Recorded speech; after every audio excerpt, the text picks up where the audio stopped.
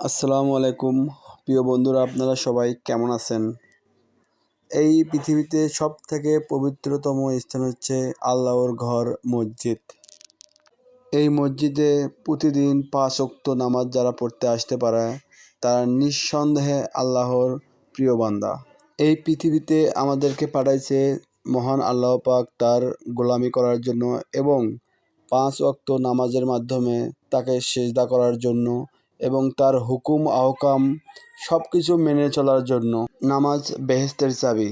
আমরা যারা 5 ওয়াক্ত নামাজ পড়ি এবং যারা 5 ওয়াক্ত নামাজ পড়ে না তাদেরকে যেন 5 ওয়াক্ত নামাজ পড়ার তৌফিক দান করে মহান আল্লাহ পাক, এবং আমাদের সকলকে মহান আল্লাহ পাক যেন জান্নাতুল ফিরদাউস দান করে। আমরা সকলে বলবো আলহামদুলিল্লাহ। নামাজের মাধ্যমে আমরা সকল পাপ কাজ থেকে দূরে থাকতে পারবো এবং আল্লাহর সব থেকে কাছে আসতে পারবো। তাই আমরা সকলে 5 ওয়াক্ত নামাজ পড়বো এবং আল্লাহর নিকটতম স্থানে এসে আল্লাহর কাছে ক্ষমা চাইবো। আল্লাহ হাফেজ।